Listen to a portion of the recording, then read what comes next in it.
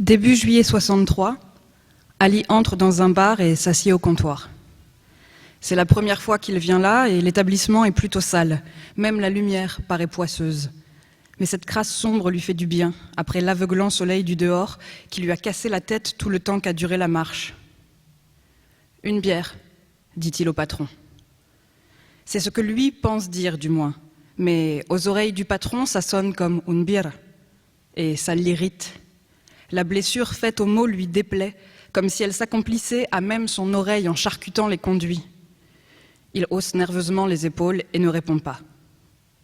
Quand Ali racontera ensuite cette histoire, il dira que l'homme avait décidé de ne pas le servir dès qu'il l'a vu passer la porte. Mais ce n'est peut-être pas si simple. Le cafetier lutte contre la colère qui l'envahit. Il voudrait pouvoir la contrôler ou même ne pas la ressentir du tout. « Une bière ?» répète Ali sans hausser la voix. Ses yeux déjà peinés achèvent de mettre hors de lui le tenancier. Des yeux de victime qui l'obligent à devenir bourreau avant même qu'il ait fait quoi que ce soit, le privent de sa liberté d'agir. Des yeux qui ont l'air d'avoir accumulé toute la souffrance du monde. Et puis ces putains de médailles sur sa poitrine, il n'arrive pas à y croire, le type a mis sa parure d'ancien combattant. C'est sa défense contre les Français, son mot d'excuse rédigé par la mère République. « Je serre pas les crouilles ». La phrase s'échappe entre ses dents. Jusqu'à la dernière seconde, il ne savait pas qu'il allait la dire. Mais maintenant qu'elle est sortie, il ne peut plus la rattraper. Alors au contraire, il s'entête, il la répète plus fort. « Tu m'as compris ? Je serre pas les crouilles !» Au village, Ali l'aurait frappé et on lui aurait donné raison. Ici, il sent ses 2 maîtres qui se recroquevillent sur le tabouret, sa force qui se dérobe, le sang qui se change en eau et les jambes comme des collants de nylon sur un fil à linge qui ne sont plus qu'une vague forme de jambes inutiles et grotesques. « Très bien, murmure-t-il. Pas de bière, je vais juste me reposer un peu. »« T'es demeuré ou quoi ? Tu sors tout de suite !»« Non, non, » dit Ali tout doucement. « Je sors pas. »« J'y sors pas !» hurle l'autre derrière le comptoir, son visage devenu rouge brique. « Mais tu t'es cru où ? Tu t'es cru chez toi, sale bougnoule ?» J'appelle les flics. Alors qu'il fait les quelques pas qui le séparent du téléphone, il prie intérieurement pour qu'Ali soit raisonnable et qu'il sorte, ou au moins qu'il esquisse un geste vers la sortie. Il ne veut pas avoir à décrocher le téléphone. Il ne veut pas avoir à justifier sa fureur à une tierce personne. C'est déjà assez difficile de se persuader lui-même qu'il a raison. Mais Ali ne bouge pas. Son grand corps de crouille courbé sur le tabouret, il ne touche pas le comptoir, il a retiré ses mains. Il ne veut pas être en tort, ni provoqué. Il veut simplement qu'on ne le mette pas à la porte, il est persuadé que c'est son droit. Il attend le policier municipal, muré dans un silence qu'il espère digne, et le tenancier de l'autre côté du comptoir fait pareil. Nul ne sait plus aujourd'hui à quoi ressemblait l'agent qui pousse la porte du bar dans la version d'Ali. Celle de Hamid en fait une sorte d'équivalent du sergent Garcia, tout en moustache et en ceinturon, alors que Naïma le dépeint plutôt comme un CRS archaïque, dont le corps est recouvert de boucliers et d'écailles. Une fois qu'on lui a expliqué la situation, le policier renifle et se gratte le long de l'arête du nez. Puis il se place face à Ali, toujours immobile sur son tabouret. Ali qui essaie de sourire pour montrer sa bienveillance, mais l'agent ne remarque pas le sourire, l'agent baisse les yeux. Est-ce qu'il veut éviter le regard d'Ali ? Est-ce qu'il a honte ? Est-ce qu'il s'apprête à le frapper ? Ali regrette d'être resté. Et puis le policier relève la tête et lance. Il a 7 kilos de ferraille sur la poitrine et toi, tu lui sers pas à boire ?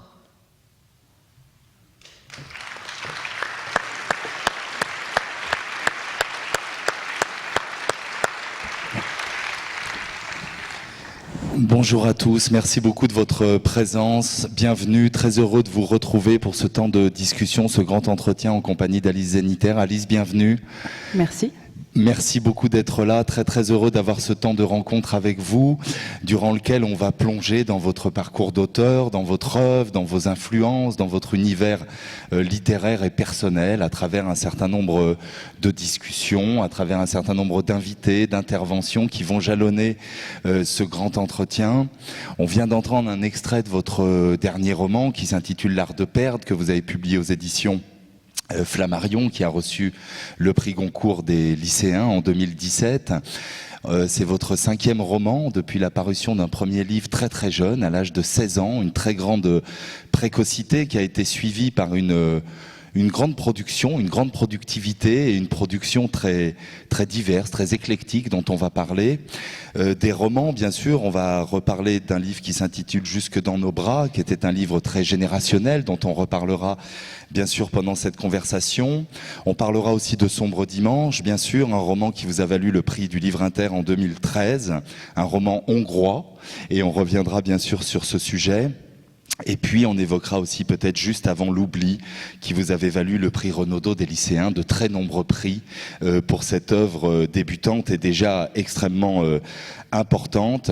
Un petit mot peut-être sur les autres activités dont on va parler aussi pendant cette conversation, puisque outre l'écriture romanesque, vous travaillez beaucoup autour du théâtre. Vous avez fondé une compagnie pour laquelle vous écrivez, pour laquelle vous mettez en scène, et c'est évidemment une dimension importante de votre travail dont on va reparler pendant cette conversation.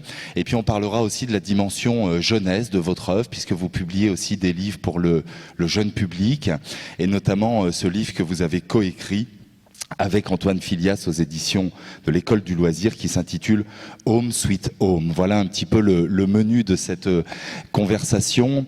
Peut-être revenir tout de suite sur ce texte, L'Art de perdre, qui a été un moment très, très important aussi dans votre histoire. Ce livre qui revient sur l'histoire algérienne, sur l'histoire des harkis, sur la relation aussi entre la France et l'Algérie. Et qui est aussi un livre finalement, et c'est peut-être par là qu'on peut commencer, sur le silence, sur le non-dit, et sur la manière dont à un moment donné, on prend la parole pour rééclairer un pan de l'histoire, et peut-être d'une certaine manière aussi un pan de l'histoire familiale. Peut-être peut-on dire un mot de cela pour commencer, à la fois le sujet algérien, et puis cette dimension de la prise de parole, de la manière de nommer cette histoire-là. Oui, c'est vrai que c'est un livre que j'ai écrit contre le silence. Un silence qui était à la fois intime, qui était à la fois familial, et puis même plus grand, enfin un silence national, un silence peut-être même binational, si on prend en compte les deux rives de la Méditerranée. En fait, moi j'ai grandi sans savoir pourquoi ma famille était arrivée d'Algérie en 1962. Il y a des années comme ça dont on ne parlait jamais. L'existence des camps de transit dans lesquels ceux qu'on a appelés les harkis ont été parqués pendant des années, j'en ai jamais entendu parler. C'était désigné par la phrase dans ma famille, par la phrase pudique « on est resté quelque temps dans le sud ». Qui pouvait vouloir dire qu'on avait fait des grands pique-niques sur une plage. C'était pas très clair. Et en fait, quand j'ai commencé à m'intéresser à cette histoire, ce qui m'a rendu dingue, c'était de me dire ok, très bien, la transmission familiale n'a pas eu lieu chez moi. Très bien, l'école a des programmes qui sont... Enfin, on sait très bien qu'on manque de temps pour enseigner certains sujets, donc sur celui-là, finalement, on est passé très rapidement. J'ai pas appris tout ce que je voudrais savoir, mais ça veut dire que toutes les autres formes de culture dont je suis imprégnée, elles non plus n'étaient pas porteuses de cette histoire. Il n'y a pas eu au cinéma, il n'y a pas eu dans les romans que je dévorais, il n'y a pas eu cette histoire racontée de telle sorte que je pouvais dire on n'en parlait pas chez moi, mais elle m'est familière. Et donc, oui, je pense que voilà, ça a servi aussi un peu d'aiguillon, de me dire je veux écrire ce livre-là, je veux que ce soit un roman, je veux que ce soit un roman sur lequel des gens pourraient tomber par hasard, en fait, aussi. Des gens qui n'auraient aucun lien et aucun intérêt pour cette histoire pourraient repartir avec le livre parce qu'un ou une libraire leur conseille. Et puis voilà, et puis découvrir cette chose et se sentir impliqué, se sentir affecté par ce pan de l'histoire franco-algérienne qui a été trop longtemps tue. Ce qui est intéressant, c'est aussi finalement les résonances avec le présent, parce que cette question de l'histoire non dite ou du silence qui entoure cette histoire-là, elle a évidemment des répercussions dans le présent, et on pourrait presque dire que l'art de perdre est une manière de recomprendre le présent à l'aune des questions du passé. Est-ce que vous diriez ça de cette manière-là ? Oui, une des choses qui a servi de déclencheur aussi pour moi, donc j'étais en train de me poser énormément de questions sur comment écrire ce livre, quelle forme donner à ce livre, et puis je lis Sauf qui peut la vie de Nicole Lapierre, et à la fin de ce livre, dans une sorte d'addendum un peu détaché de la majeure partie, elle parle des migrants. En disant, comme finalement pour le mot harki, que là déjà il y a un nom qui est beaucoup trop vague, enfin beaucoup trop vaste, qu'on n'a rien dit des gens quand on dit les migrants, et puis elle dit il faudrait raconter en fait cette histoire, il faudrait raconter l'histoire des vies de ces hommes et de ces femmes, non pas avec compassion, non pas en alignant des chiffres, mais comme on raconte une odyssée. C'est-à-dire en mettant en avant que ce que demande ce voyage, ce que demande l'arrivée dans un nouveau pays, c'est comme pour Ulysse, c'est-à-dire c'est quelque chose qu'on imagine être possiblement court, et puis qui va s'allonger. C'est un voyage qui n'en finit pas, et c'est un voyage qui demande qu'à tout moment on déploie de la ruse, du courage, de l'intelligence, de la malice, de la drôlerie. Et donc c'est pas juste une histoire de victimes, c'est pas des gens qui sont ballottés de manière passive, ce sont des héros d'une odyssée qu'est la migration. Et en lisant ça, je me suis dit, ok, c'est ça que je veux faire. Je veux raconter cette histoire-là comme une odyssée. D'où le titre de ce livre, L'art de perdre. On peut peut-être en dire un mot aussi.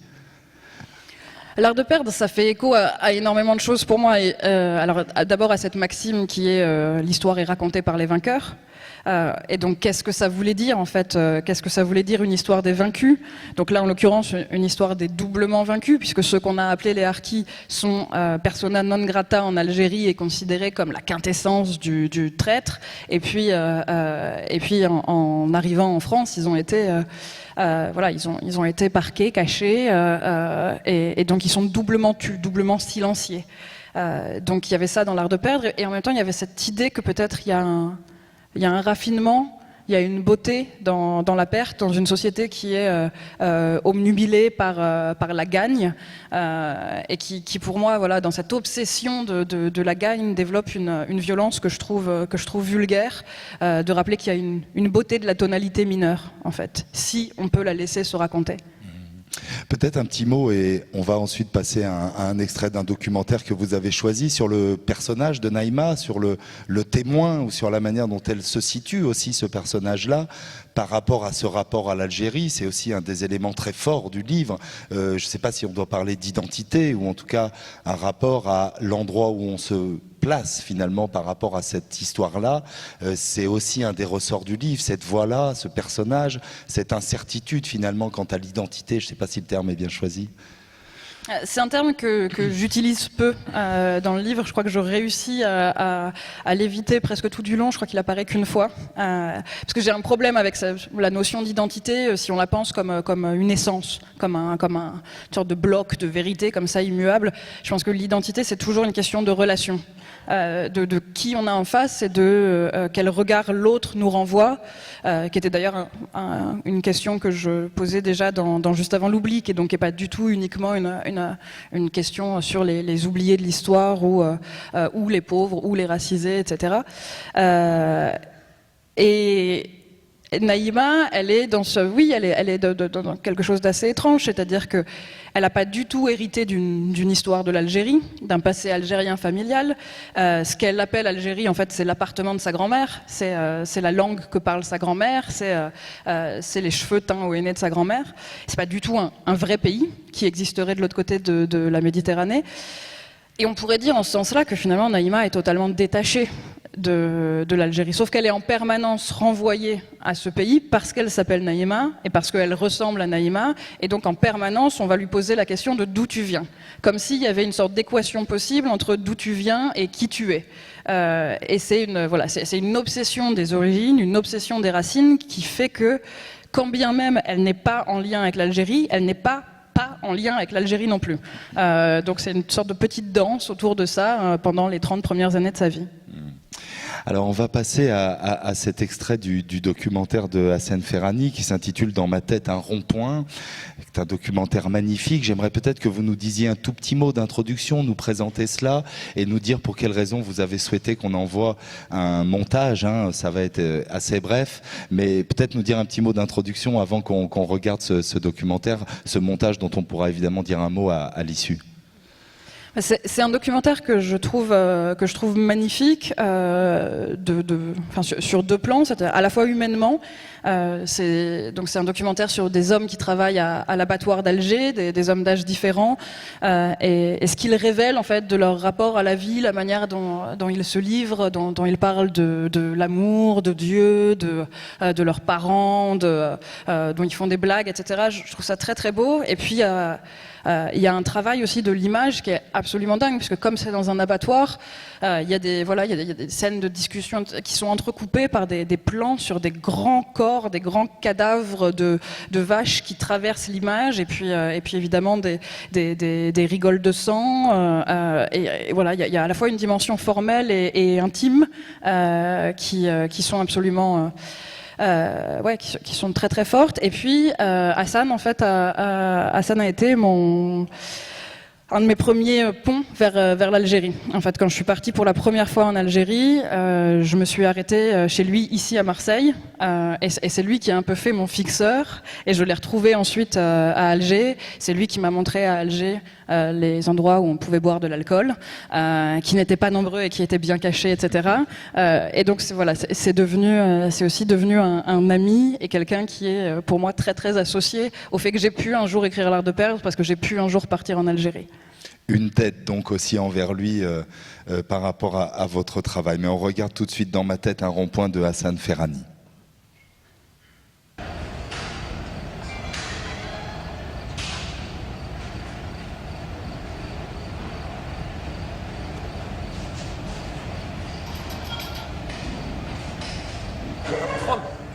تعرفوا بلي الصحه ديك الطفله يبغيها طايح فيها بقلب كيفاش تعرفوا زعما عينو تشوفه واحد كيكون عاشق عينو تشوف والله كيكون واحد عاشق انا على حسب ما قلت زعما باغ اكزومبل انت عندك مرت زعما يسموها ناديه انا غير نقول لك ناديه شغل تتبدل تقول زعما ناديه وشغل تدخل النفس هذه ثم تبين باللي السيد نقول كي تشوف واحد عشقه هذا تلقى يجبد تروح الحب يقعد واحد كيف والله كيف هذيك صوريتها هذيك خاطيه تاع ريعه وحدك هذيك ماهيش داخله في الحب هذه انا انسان نحب الريعه وحدي نجبد الطرف هذيك يسموها الصوليد باش تقول لي داك باش تسكش كاع بلاصه مليحه انا فاهم دوكا انا عرفتش من الحاله اللي راني فيها سن المراهقه ماشي سن المراهقه انا دوك راي في راسي رومبو وكاين على الطريق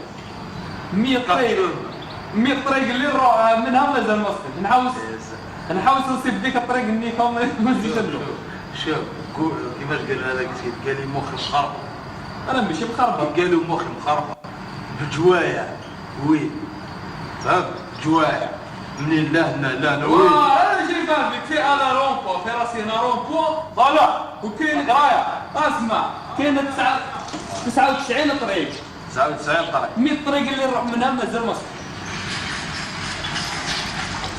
انا جاك يا ولد هذيك عشت والله ايش عشتهم ما تقوليش عشت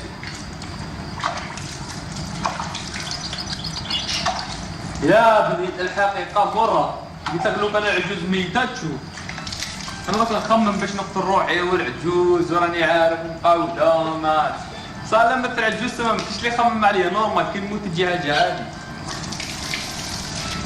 انا عندي العجوز تبغيني اخويا هذه حاجات اخرى عند ربي انا ما نطلق على اخر نام قوده يعودوا لي ذاك حديث ملي كوبيك زبيني كما معيشه يا خويا نطلع فوق ربي عذبني وما يتمنيش بيا عرض بالله هنا هذه هي اللي في راسي انا كيفاش يطلع ربي يتمني كوبيك اطلع ربي عذبك دير حد العمر كاين 3 صوالح يكزيستو في الجزائر كاين 3 صوالح يكزيستو في الجزائر اما شوف ونامبورت روح نامبورت واحد عنده 20 سنه يقول لك قادر اما يقتل روحه وحده ولا اما يعمر راسه شغل ميت هو حي ولا اما يقطع البحر.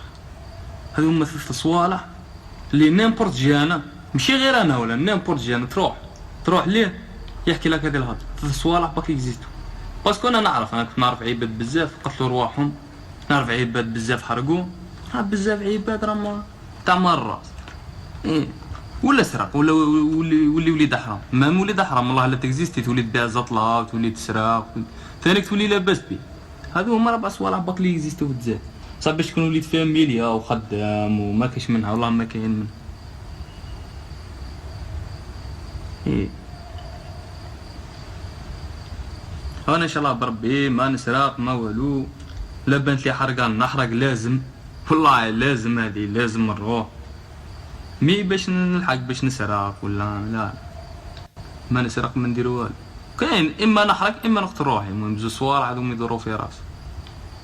المهم واحده منهم لازم، حرقه ولا الانتحار، هما الزوج يحرم.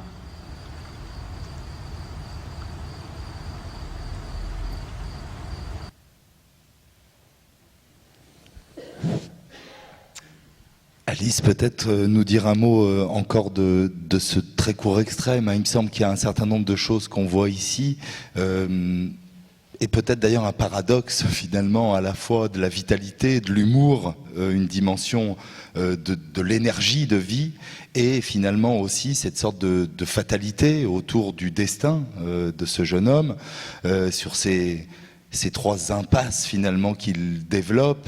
C'est une réalité de l'Algérie contemporaine que vous connaissez, que vous éprouvez. Peut-être vous pouvez nous dire un petit mot de cela. Finalement, l'Algérie contemporaine, je la connais pas si bien que ça, parce que j'y suis allée 2 fois en voyage, et en fait, je connais mieux par l'écriture celle sur laquelle j'ai fait des recherches, celle de la première partie de l'art de perdre, celle dans laquelle je suis restée immergée pendant 2 ans. Et finalement, là, on rejoint quelque chose de ce que raconte le livre, qui est qu'en fait, il n'y a pas de transmission biologique d'un pays. Il y a une transmission culturelle qui est active, et si elle n'a pas lieu, eh ben, on n'hérite pas du pays. Mais l'écriture, comme la lecture, permettent de tisser des liens avec les pays. Et je pense que je me sens algérienne après avoir écrit l'art de perdre, parce que j'ai écrit l'art de perdre, et pas en fait, pas en vertu de liens familiaux, mais de la même manière que je pense après avoir fini Sombre Dimanche, je me sentais un peu hongroise. Les différentes vies d'Alice Zénitaire. On va enchaîner et passer finalement d'un univers masculin à une question qui est la question du féminin, mais aussi la question du masculin dans votre œuvre. Et pour parler de ces questions-là, vous avez eu envie de demander à Victoire Tuaillon de nous rejoindre et d'avoir un petit temps d'échange autour de ces questions-là. Donc je vais demander tout de suite à Victoire de nous rejoindre sur scène, et je vais vous demander de l'applaudir.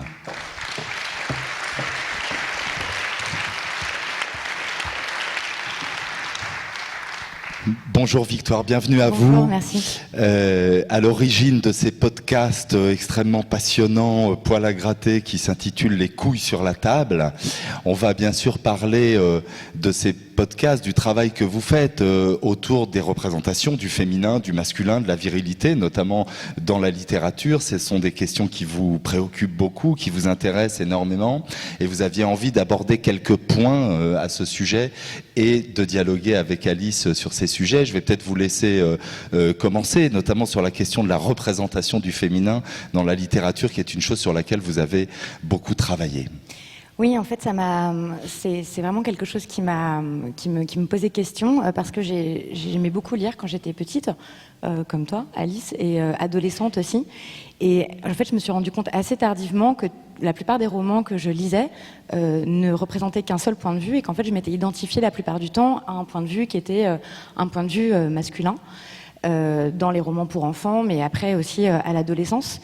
Et en fait, je crois que j'ai eu un déclic en lisant King Kong Theory de Virginie Despentes, qui est un essai qui est paru en 2006 et qui est très important, je crois, pour beaucoup de féministes et puis surtout pour aussi notre génération, où elle fait remarquer que tout ce qu'elle appelle les exclus du marché à la bonne meuf, c'est-à-dire voilà, toutes ces femmes qui ne sont pas jugées convenables, ne sont pas dans les romans d'hommes, je cite, qui eux n'imaginent que des femmes avec qui ils voudraient coucher.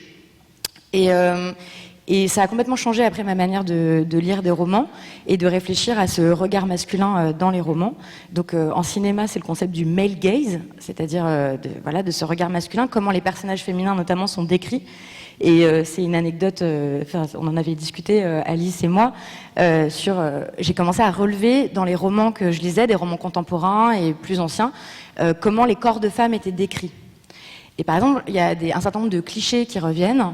D'abord, les corps de femmes sont beaucoup plus décrits en général que les corps des hommes. Et j'ai commencé à relever un certain nombre de clichés. Par exemple, les attaches fines. Alors, le truc des attaches fines, c'est... voilà, je vois qu'il y a d'autres gens qui ont relevé aussi. En fait, on le trouve un peu partout. Romain Gary, que j'aime beaucoup, a plein de personnages féminins avec des attaches fines. Et aussi, donc des attaches fines, ça va aussi avec d'autres clichés, par exemple la poitrine opulente, les jambes élancées, etc. Et c'est vraiment un regard de garçon boucher, en fait. C'est-à-dire qu'en fait, on découpe les femmes en morceaux, et puis on décrit chacun des morceaux. Et en fait, ça paraît anecdotique, mais c'est assez important parce que ça veut dire que vous, en tant que femme, surtout quand on se construit en tant qu'adolescente, en tant que jeune femme, en fait, ce qui se passe, c'est que comme vous vous identifiez au personnage et à ce regard-là, vous regardez votre propre corps avec ce regard-là, en fait. Moi, je n'avais pas compris que j'avais des attaches lourdes avant de lire plein de personnages féminins avec des attaches fines, par exemple. Et en fait, la façon dont le corps est objectifié sans arrêt, je trouve, comme lectrice, ça donne un regard sur son propre corps qui est extrêmement désagréable. Enfin, je ne sais pas ce que tu en penses. Oui, mais moi j'ai eu le même déclic que toi, c'est-à-dire c'est King Kong Theory qui me fait réaliser que en fait même mes personnages féminins à moi sont forcément beaux parce qu'ils sont forcément des objets de désir puisque je crée des histoires d'amour. Et donc il n'y a pas de femme exclue du marché à la bonne meuf. Et vraiment, c'est quelque chose que je prends comme une claque, de me dire que j'ai laissé passer ça, etc. Et je suis en train d'écrire juste avant l'oubli, au moment où ça arrive. Et en fait, le livre va bouger de cette lecture-là. C'est-à-dire, je vais décider de mettre en avant le fait que Émilie refuse d'avoir des enfants avec Franck. Donc de me dire, je peux pas la faire exister que comme une femme dont il est tombé fou amoureux et qui finalement se détache de lui. Il faut que je lui donne une autre ampleur. Je change aussi la description de son visage, où je dis qu'en fait, elle est possiblement laide, mais que lui la trouve belle. J'essaye de glisser des bizarreries, où je dis qu'elle a une tête beaucoup trop grosse, sur un cou qui est beaucoup trop fin, etc. De me dire, tout à coup, ça devient impossible de faire ce que j'étais en train de faire de manière naïve. Et c'est vrai que ça m'a fait aussi énormément de bien de réfléchir à ce que je peux créer. Et puis dans Juste avant l'oubli, c'est un personnage qui est désirant aussi, en fait. Et ça aussi, on se rend compte que des personnages féminins désirantes, qui ont un désir sexuel qui est assumé, etc., en fait, c'est assez rare. Par contre, on est instruit on est instruit sur des pages et des pages et des pages de comment les hommes désirent, de quelle façon ils désirent, comment ils aiment baiser, comment ils bondent, etc. Et moi, j'attendais, je crois, comme lectrice et comme adolescente et tout, de pouvoir mettre des mots sur un désir qui aurait été le mien. Or, ce qui n'était offert, c'était que le regard... on parle toujours d'un rapport hétérosexuel, bien sûr, mais que les hommes avaient sur les femmes, quoi. Ce qui est surprenant, ou en tout cas paradoxal et intéressant, c'est une autre question que vous posez aussi, c'est le fait qu'aujourd'hui, comme hier d'ailleurs, les lecteurs sont très souvent des lectrices, ou en tout cas une majorité de lectrices. 70%. Et vous posez cette question qui est une question extrêmement intéressante, on n'aura pas le temps de la traiter de bout en bout ici. Peut-on être féministe et lectrice? C'est finalement l'aboutissement de ce que vous évoquez là. C'est plutôt oui, c'est ça, et c'est qu'est-ce que devenir féministe a fait aux lectrices que nous sommes. Bon, moi, ça m'a fait des drôles de trucs quand même, parce que j'aurais aimé continuer à adorer Lolita, par exemple, de Nabokov. Et en fait, donc j'ai adoré ça. Je l'ai lu à l'âge qu'a Lolita dans le roman, donc à 12 ans. Et on m'avait dit que c'était un chef-d'œuvre et tout ça. Et bien sûr, je trouve ça très beau et compagnie. Mais enfin, ça me mettait quand même très mal à l'aise parce que forcément, quand on lit ce roman-là, on est sommé de s'identifier à Humbert, qui est donc, c'est un pédophile, voilà. Et à 12 ans, quand on lit ça, en fait, moi, je m'identifie plutôt à Lolita, quoi. Et ça fait un drôle de truc comme lectrice de lire ça. Et il y a plein de romans que j'ai adorés que je peux plus en fait aujourd'hui. Ça me dérange toujours maintenant beaucoup de lire des romans où il n'y a pas de personnage féminin. Je le remarque forcément. Guerre et paix, qui fait 976 pages. Il y a des personnages féminins, mais des fois elles n'ont pas de prénom. Et puis surtout, elles se parlent pas entre elles. Ou alors quand elles se parlent que des hommes. Donc ça me paraît être quand même une vision très très limitée de l'humanité. C'est-à-dire qu'elles passent pas. Là, ce que je viens de décrire, c'est qu'elles passent pas ce qu'on appelle le Bechdel test. C'est-à-dire qu'elles ont ces 3 critères, c'est est-ce que les personnages féminins ont un prénom, est-ce qu'elles se parlent entre elles, est-ce qu'elles se parlent d'autre chose que d'un homme. Et en fait, il y a plein d'œuvres littéraires qui passent pas le Bechdel test. Et qui pourtant, on dit de ces œuvres qu'elles parlent de l'universel et qu'elles parlent de l'humanité. Et bah, nous, on est quoi alors? On n'est pas l'humanité, du coup voilà. Alice, est-ce que vous avez eu, vous, ce rapport, notamment à certaines œuvres importantes qui ont pu compter et que vous avez relues par un prisme un peu différent? Est-ce que vous vous reconnaissez dans ce que dit Victoire? Est-ce que c'est une chose qui vous préoccupe en tant qu'auteur? On l'a entendu, en tant que lectrice, est-ce que c'est le cas également? J'aurais pas aussi nettement des œuvres vers lesquelles je serais retournée après une sorte de conversion et qui aurait changé, mais c'est vrai que c'est quelque chose. Oui, c'est quelque chose qui se pose tout le temps. Là, je suis en train de penser. Récemment, je suis allée dans un colloque en Italie où était aussi invitée Marie Dariussec qui présentait Clèves. Clèves qui est un livre donc sur l'adolescence et la sexualité d'une jeune fille dans une petite ville de province. Et la personne qui menait l'entretien en fait a pas arrêté de répéter à Marie, c'est quand même un livre, enfin on est sur le burlesque, on est sur le carnavalesque, on est dans une sorte de flux comme ça et de fluide un peu dégueulasse qui se déverse tout le temps, on est vraiment dans l'excès, et puis au bout d'un moment Marie lui dit mais vous parlez de quoi? Il dit bah il y a une scène de règles. Et là, en fait, j'avais envie de me lever et de dire, ok, si c'est considéré comme un corps carnavalesque, le fait de saigner une fois par mois, dans ces cas-là, mettons tous un petit nez de clown et puis allons faire une grande parade, quoi, parce qu'on est quand même plus de la moitié de l'humanité. Et là, c'est pas le problème des lectrices, c'est le problème des lecteurs, qui sont incapables de prendre juste comme une sorte de récit du corps, ce qui parle du corps de la femme. Et par ailleurs, une des choses qui me passionne, c'est il y a tous les ans une remise d'un prix international qui est le prix des plus mauvaises scènes de sexe dans la littérature. Et la plupart des nominés, il faut bien l'avouer, sont des hommes qui tentent une sorte d'échafaudage des comparaisons érotico-poétiques. Une de mes préférées était « Sa poitrine était comme un troupeau de blancs moutons ». Et là, on se dit « Combien cette femme a-t-elle de seins ?» Et je vous conseille d'aller regarder les archives de ça et de voir le problème de ce male gaze sur les corps féminins dans la littérature contemporaine. On parle vraiment d'aujourd'hui. Le problème n'est pas tout à fait réglé. Ouais. Oui, c'est sûr. Ou alors, ça récupère toujours les mêmes schémas. Par exemple, un vocabulaire guerrier. On a vu énormément d'actes sexuels décrits sur le mode guerrier. Alors, il y a une professeure de lettres qui s'appelle Lélia Véron, qui en a relevé une il n'y a pas très longtemps chez Pierre Michon, dans Les Vies minuscules. C'est très beau, hein, Les Vies minuscules. Ça aussi, j'aime beaucoup. Mais, par exemple, je lui faisais l'amour sans égard, brusquement. J'eusse voulu sa chair aussi molle et asservie que me l'étaient les mots.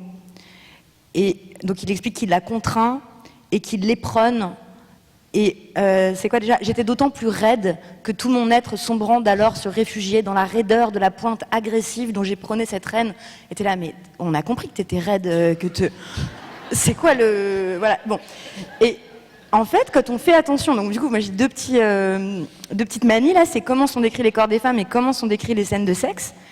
Et c'est pas très j'ai l'impression que c'est vraiment un impensé quoi parfois voilà, et qu'en même temps c'est révélateur donc d'un rapport guerrier et brutal à la sexualité hétérosexuelle. Peut-être une dernière question sur le masculin, sur la virilité. Il y a aussi des clichés sans doute et des caricatures. Est-ce que vous pouvez nous dire un mot de cela, le regard que vous portez sur cette dimension-là? Est-ce que selon vous c'est totalement inexistant ou est-ce qu'il y a aussi de ce point de vue-là à redire, à analyser et peut-être à revenir sur un certain nombre de choses? En fait, sur les personnages masculins et la virilité, bon, il y a il y a aussi effectivement plein d'impensés qui sont, je sais pas, chez Hemingway, par exemple, c'est... Non, mais Hemingway lui-même est un impensé. Oui, c'est ça. Hemingway est le seul type qui réussit à faire passer l'écriture comme pour un tour de force. Je veux dire, Hemingway se vante d'user 7 crayons par jour. C'est le type, il le remet à la force de la main et du bras. Ouais, c'est pas on fait des agencements de mots. C'est mec, j'ai tellement bossé dur que j'ai épuisé 7 crayons. C'est pas bon. Donc en fait, dans la posture de l'écrivain, déjà, il y a beaucoup de trucs à raconter, quoi. L'écrivain taiseux, comme ça, mystérieux, qui garde, voilà, qui est très, bref. Il y a des choses intéressantes à avoir là-dedans, mais en fait, ce qui m'interroge plus, c'est qu'en fait, la littérature écrite par des hommes la littérature est encore très androcentrée, c'est-à-dire qu'on considère que le point de vue masculin est un point de vue universel, en fait. Et ça, c'est rarement questionné.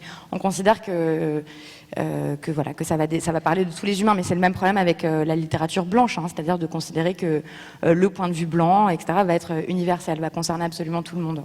Bah non, voilà. Donc mais on pourra retrouver sur les podcasts de Mes couilles sur la table un certain nombre d'analyses. Vous recevez effectivement... Oui, ça s'appelle Les couilles sur la table. On aurait pu parler du courage, puisque c'est aussi cette dimension-là. Finalement, le courage est associé à cette dimension-là. Le courage est associé à la virilité et donc aux testicules, qui sont les témoins de la virilité, étymologiquement. Donc, oui. Donc on retrouve ces podcasts, effectivement, et je vous remercie beaucoup de votre présence, Merci. Victoire. Je suis sûr que le public va aller les voir.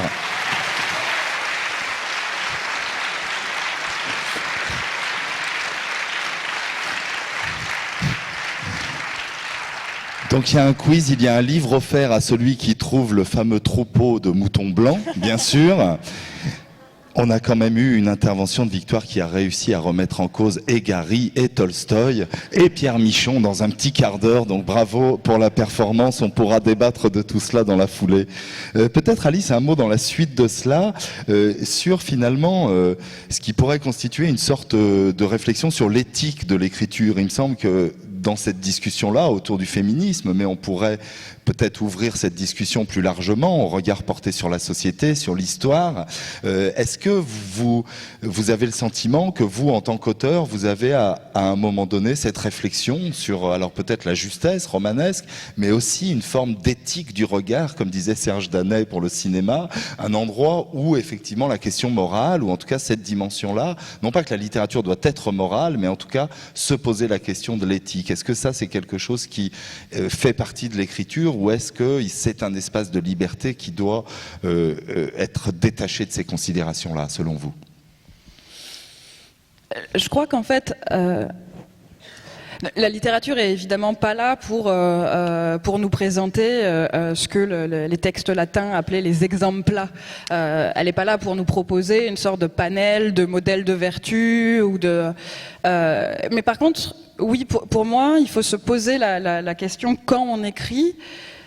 Et ça concerne pas uniquement les questions de féminin, de masculin, de position sociale, de couleur de peau. Ça concerne aussi la langue en premier lieu. Qu'est-ce qui, en fait, dans ce que j'écris, m'arrive en impensé.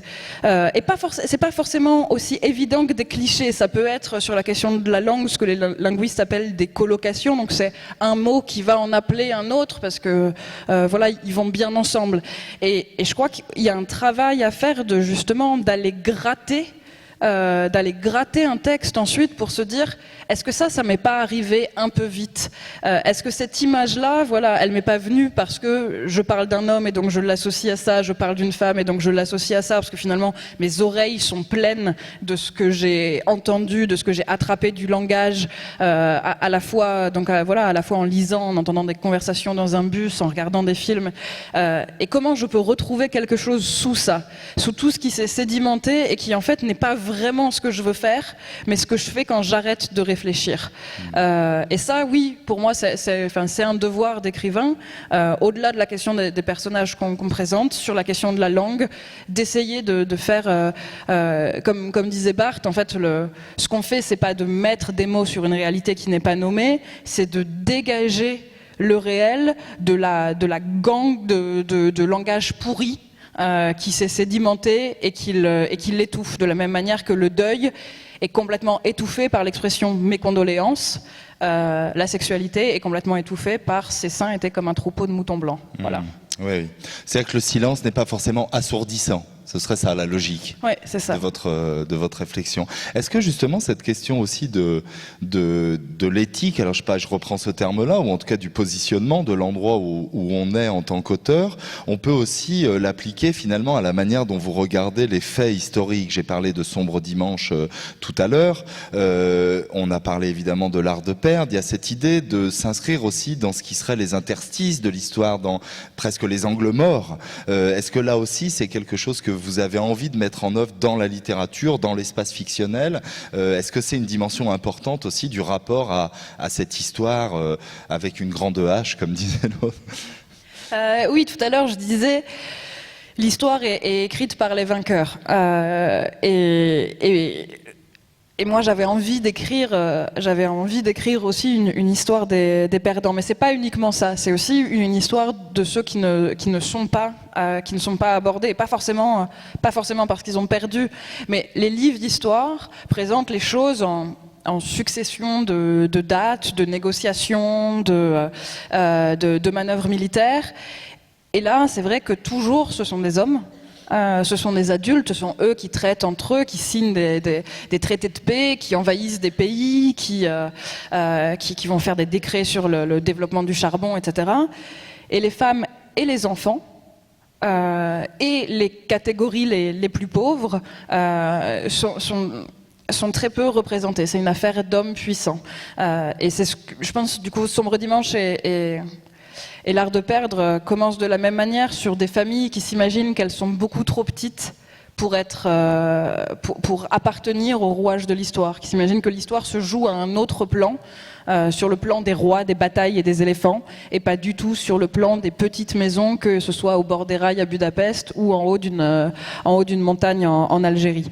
Et en réalité, nos existences, elles sont pourtant marquées par cette histoire. Même quand on a l'impression d'être des vies minuscules, puisqu'on parlait de Michon, même quand on a l'impression que les puissants font quelque chose dans une sorte de sphère supérieure, nos vies quotidiennes sont marquées par ce qui se passe, et c'est ce que j'ai envie de décrire. Et ce qui se passe, même si ça paraît n'être qu'un bruit lointain, va en fait donner certains plis à un enfant, à un adolescent, va faire qu'il devient l'adulte qu'il est.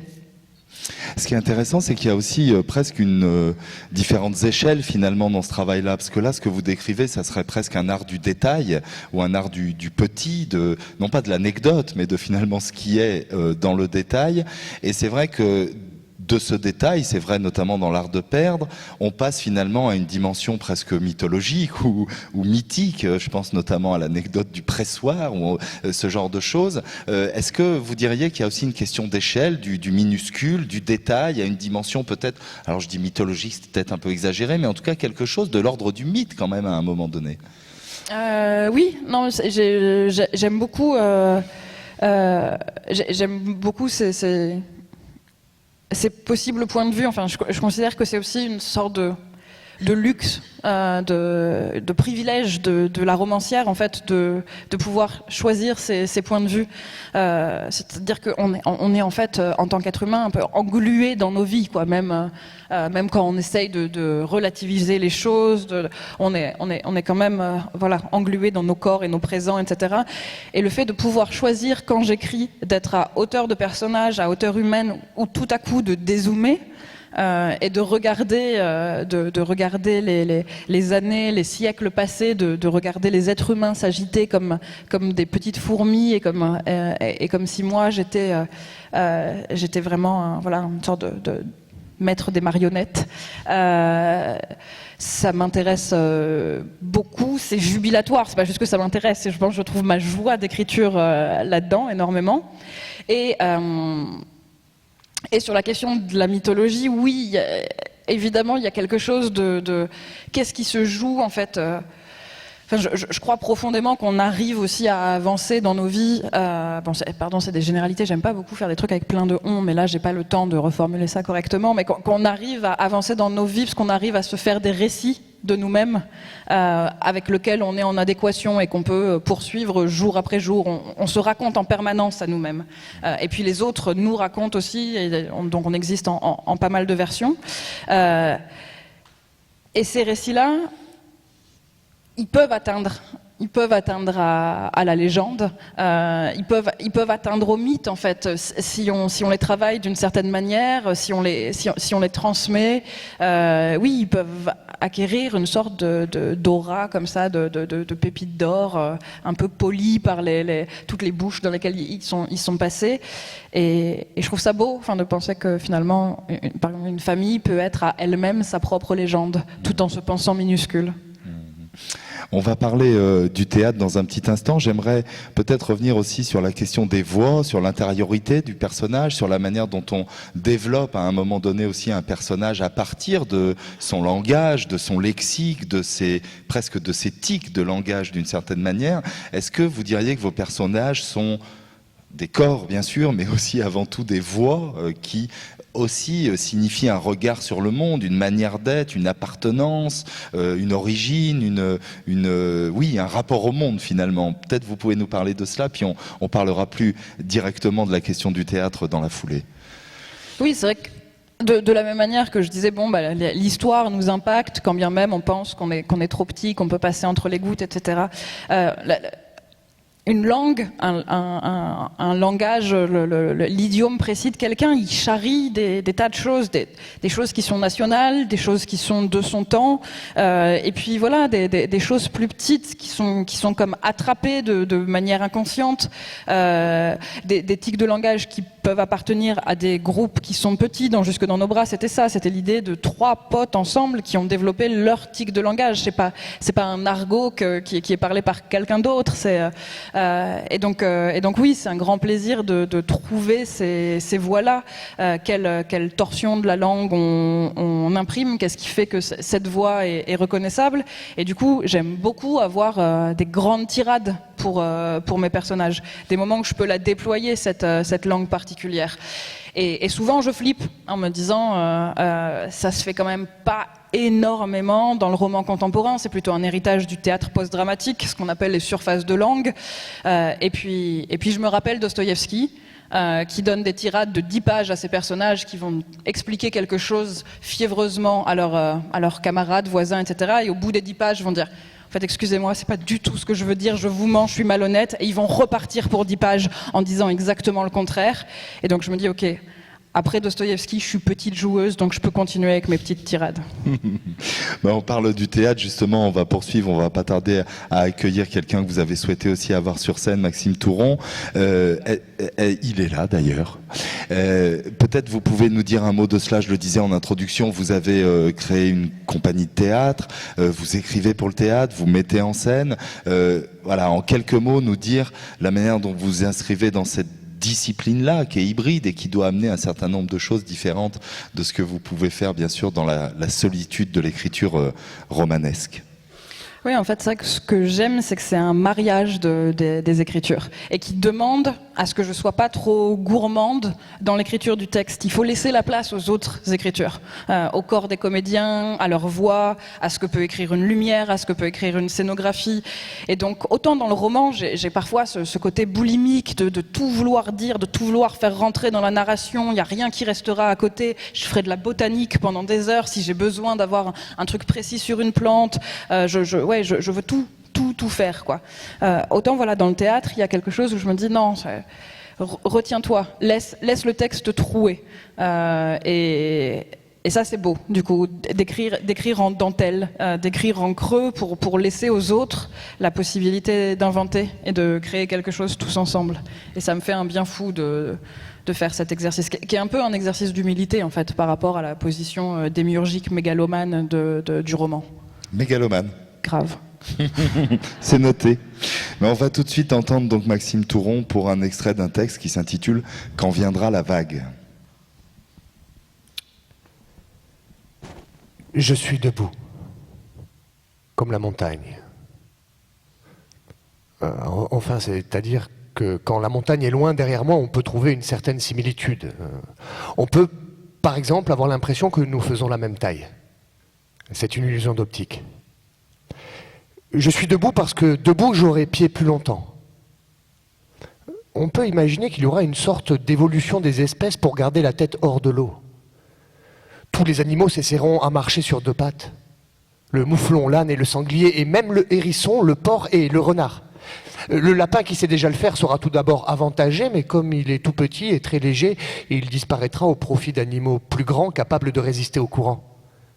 Leur colonne vertébrale subira une torsion conséquente pour trouver la verticalité et leur permettre de supporter le poids de leur tête, ce qui sera assez difficile pour certains. Je pense surtout à l'âne, qui a vraiment une très grosse tête, oblongue et pesante, et qui risque d'avoir des problèmes de dos plutôt sérieux quand il devra se tenir debout, ou même de disparaître tout à fait en raison de son inadaptabilité.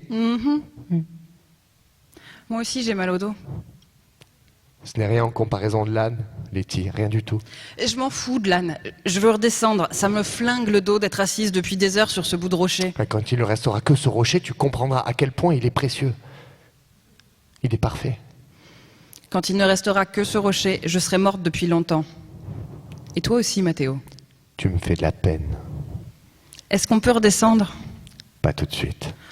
Tu penses vraiment qu'à toi? C'est tout le contraire. Je suis le seul à penser au monde dans son entier. Je suis le seul à faire l'effort de penser le monde et le réchauffement climatique. J'ai froid, j'ai faim, j'ai mal au dos, je veux pas faire l'effort de penser. Tu n'as pas le choix. Il y a plein de gens, en ce moment, qui ne sont pas en train de penser au réchauffement climatique. Je t'assure. Et si on ne vivait pas sur une île, on pourrait peut-être, et je dis bien peut-être, prétendre que ça ne nous concerne pas. Au centre des gros continents puissamment terreux, il y a des gens qui ne pensent jamais à la mer et d'une certaine manière, ils ont raison.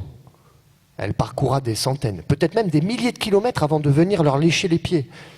Ils peuvent laisser les autres s'inquiéter parce que la vague les atteindra en dernier et le temps qu'elle leur parvienne, le problème de la vague et de comment vivre avec la vague aura déjà été pesé, réfléchi, divisé en possibles solutions. Dont celle qui consiste à accepter qu'il n'y a pas de solution. Mais nous, Letty, nous, les Iliens, nous sommes en première ligne. Toi et moi, nous sommes déjà au front parce que la mer est toute proche et l'âne est au front aussi, et le sanglier, et le mouflon. Et le renard, et les vaches, et blablabla. Et surtout les vaches. Et tu as raison, j'avais oublié les vaches. Scandale. Et c'est évident que quand l'eau va monter, il va falloir partager un espace de plus en plus restreint avec les vaches. On pourrait croire que ce sera plus facile, justement avec les vaches, parce que nous sommes habitués l'un à l'autre, les humains et les vaches, mais je suis persuadé que ce sera le contraire. Les vaches ont perdu à notre égard la politesse élémentaire qu'on montre aux inconnus. Les vaches se comportent, tu as remarqué sur la route quand nous sommes arrivés, comme des adolescentes rebelles et boudeuses, et nous en face comme des parents déboussolés. Voyons, faites un effort, soyez gentils. Elles traversent lentement, tellement lentement, elles le font exprès. Elles se couchent même devant les voitures en tournant lentement vers nous leurs yeux blasés d'adolescentes qui demandent « Et alors, qu'est-ce que tu vas faire ?» Et en réalité, on ne peut rien faire parce que ce sont des adolescentes impolies qui pèsent plus d'une demi-tonne, et là je ne parle même pas des taureaux, des adolescentes dotées d'une sacrée paire de cornes, et quand on sera coincés presque les uns sur les autres en haut de la montagne, je ne crois pas que les vaches nous rendront la vie facile, non, ça m'étonnerait. Mais j'ai pas du tout envie de partager le sommet de la montagne avec les vaches. Pourquoi ? Elles meuglent trop fort et je veux pas qu'elles viennent faire ça tout près de mon oreille. On pourrait essayer de les garder à l'écart. Si on entoure le petit bois de barrière par exemple, mais il faudrait qu'on se mette au travail. Ou on pourrait les laisser se noyer quand viendra la vague. On n'est pas du tout sûr que ça sera une vague. Moi j'aime bien dire que ça en sera une parce que je trouve ça beau. Mais ce sera peut-être une lente montée clapotante. Et si c'est le cas, ça laissera le temps aux vaches de grimper progressivement jusqu'à nous. C'est pour ça qu'il faut qu'on reconstruise la bergerie et qu'on remonte les murets effondrés. Parce que tout le monde risque d'avoir le temps de venir jusqu'à nous et on ne pourra pas partager avec tout le monde. Donc ? Donc il faudra qu'on puisse défendre notre maison et notre bout de sommet le temps de choisir. J'aime pas quand tu parles comme ça. Et pourquoi ? Une catastrophe se produit et nous, on choisit qui survit. Tu trouves ça normal ? Et je trouve ça réaliste. C'est un jeu réaliste. Moi, je laisserai tout le monde venir. C'est n'importe quoi. Tu as déjà dit que tu voudrais abandonner les vaches. Les humains ? Je laisserai tous les humains venir. Tu me crois pas ? Regarde.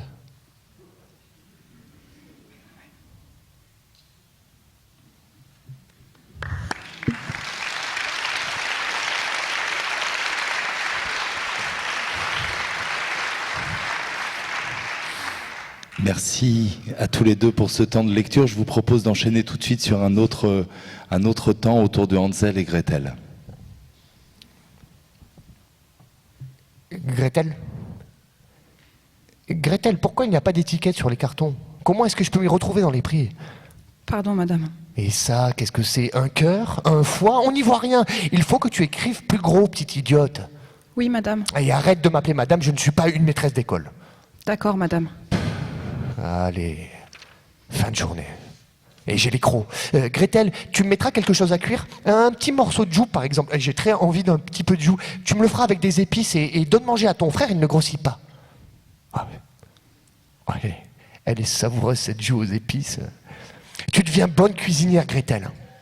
Merci. Mais pourquoi tu rosis comme ça? Tu n'es pas habituée aux compliments? Non, pas vraiment. Ma belle-mère, elle préférait les claques. C'est pour ça que vous êtes partis. Oh non, on n'est pas partis. C'est nos parents qui nous ont abandonnés. 2 fois. Mais la première fois, mon frère, il a été super fort. Il a semé des cailloux blancs derrière lui et on a pu rentrer à la maison. Ce n'est pas super fort. C'est complètement idiot. Pourquoi est-ce que vous voudriez revenir chez des gens qui vous ont abandonné, hein? Je sais pas. Est-ce que tu penses que ta belle-mère va soudain devenir gentille? Les êtres humains ne s'améliorent jamais. Il faut répondre à la méchanceté par la méchanceté et rendre des coups pour les coups. C'est ce que tu fais, toi? Je t'en pose des questions. C'est pour punir les gens que t'es devenue sorcière? Écoute, petite, moi, je fais du commerce. Je fais du blé, de l'argent, de l'oseille, du fric, du beurre, du flouze, de la maille, du pognon, des thunes. Il n'y a que ça qui compte dans la vie. Les sentiments, les familles, les amis, là, c'est du vent. Toi aussi, on t'a abandonné? Et débarrasse la table. J'ai plus envie de parler. J'ai vu tes photos dans ta table de nuit. Toi aussi, on t'a abandonné, hein? T'as fouillé dans mes affaires? Personne n'a le droit de fouiller dans mes affaires. Tu n'es qu'une petite horrible mal élevée. Pardon? Pourquoi est-ce que je m'embête avec vous, hein? Allez, ça suffit, on va en finir une bonne fois pour toutes. Pardon! Pas de pardon, plus de pardon. Tu as fouillé dans mes affaires. Tu as regardé mes photos. Pour la peine, ce soir, je vais me faire un dessert extra.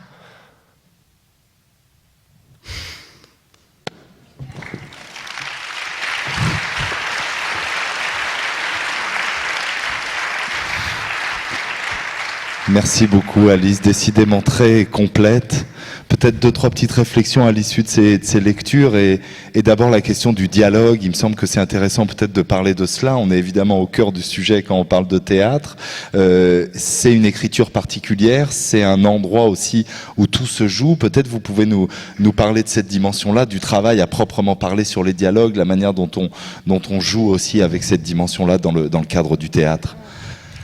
Tout à l'heure, je parlais de la tirade, et c'est vrai que l'opposé de la tirade, c'est cette forme qui vient d'ailleurs de la tragédie grecque, qui s'appelle la stichomitie, et qui est vraiment une succession de répliques très courtes. Ça fait un vers, un vers, un vers. Et là, il y a vraiment, enfin, c'est de l'ordre du ping-pong. Il y a une construction à faire dans le dialogue, et c'est très minutieux, mais en même temps, c'est hyper jouissif.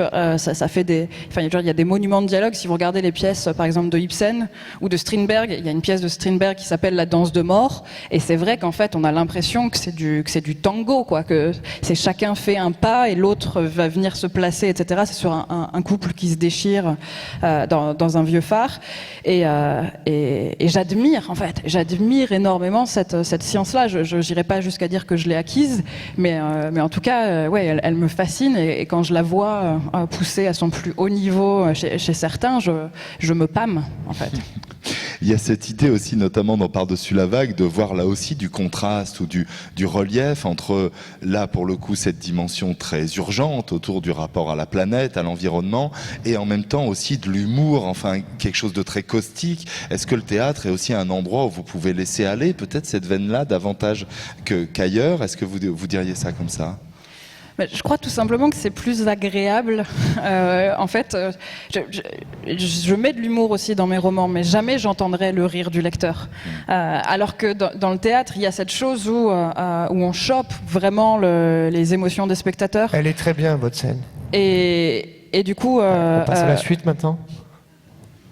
Non, mais... par exemple, pour le jeu... Vous m'entendez? On arrête.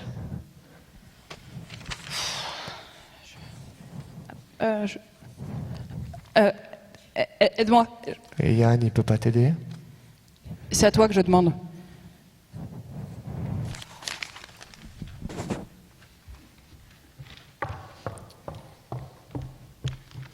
Qu'est-ce que tu fais? Rien. Et toi, tu fais quoi? Quoi? Tu te bécotes avec mon meilleur pote devant tout le monde. T'es jaloux? Mais non, je suis pas jaloux, mais c'est n'importe quoi. Mes parents, ils vont venir voir le spectacle, tu y as pensé? Ils vont se dire quoi? Ils vont se dire Gary est cocu, et j'aurai l'air d'un con. Mais c'est du théâtre. Ah ouais? Parce que moi, je trouve que ça a l'air bien réel. C'est un rôle. Super. Alors moi aussi, je vais jouer un rôle. Et vas-y, Lorena, viens. Viens, monte sur scène. Viens, on se roule des pelles et tout, il paraît que c'est une pièce de théâtre, c'est cool. Vas-y, viens. Non. Ça fait 10 ans qu'on est ensemble, je t'ai jamais trompé. Et j'espère bien. Tu t'es jamais dit que c'était plutôt ça, en fait, que cette pièce nous donne l'occasion de rouler des pelles à d'autres gens? T'es sérieuse, là? Ben, ouais. Parfois, je me dis que c'est salvateur, que c'est peut-être ce qui nous fait tenir ensemble. On joue d'autres gens, on roule des pelles à d'autres gens, et ensuite, on peut revenir l'un vers l'autre et jamais se sentir coincés ensemble. C'est plutôt bien, non? Et c'est pour ça que tu fais du théâtre, toi? Pour avoir l'occasion de goûter la salive des autres. C'est dégueulasse. Je trouve ça profondément injuste parce que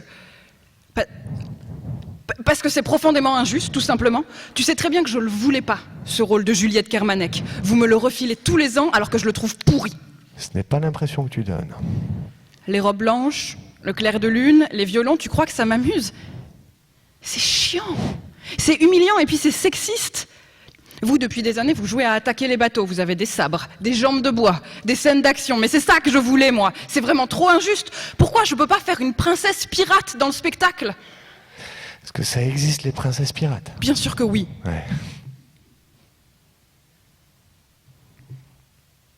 En 1720. S'il te plaît, regarde-moi quand je te parle et lève pas les yeux au ciel. En 1720. Quand les troupes du gouverneur de la Jamaïque attaquent l'équipage de Rackham le Rouge, pendant que tous ces cochons de pirates mâles cuvent leur rhum et ne parviennent même pas à soulever leurs épées, qui se bat comme un lion, hein? Qui met plus d'1 heure à être désarmé? Qui résiste face à l'oppresseur en uniforme? Alors même que tout est perdu, qui fait encore exister la liberté jusqu'au bout?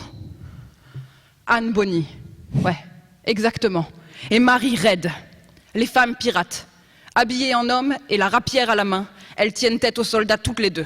Personne n'a jamais vu d'escrime à ce niveau-là. Les ennemis tombent comme des mouches. Et quand ils sont au sol, pour qu'ils sachent qui les a tués et qu'ils se repentent de toutes les torgnoles collées à leurs femmes au nom du patriarcat, Anne leur montre ses seins et Marie son... Enfin, elle a toujours été plus radicale. Et elle se marre. Elle se marre de voir l'horreur dans les yeux des soldats. Merde! Tué par une femme! Merde alors! Pourquoi je peux pas faire Anne Bonny ou Marie Reid, hein, au lieu de jouer la fille du notaire? Parce que j'ai pas envie que tu montes ta chatte. T'es un gros con, tu comprends rien. Quoi?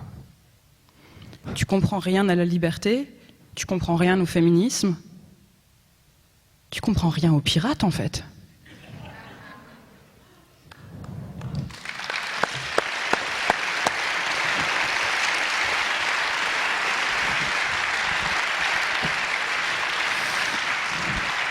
Merci Alice et merci beaucoup à Maxime Touron pour ce temps.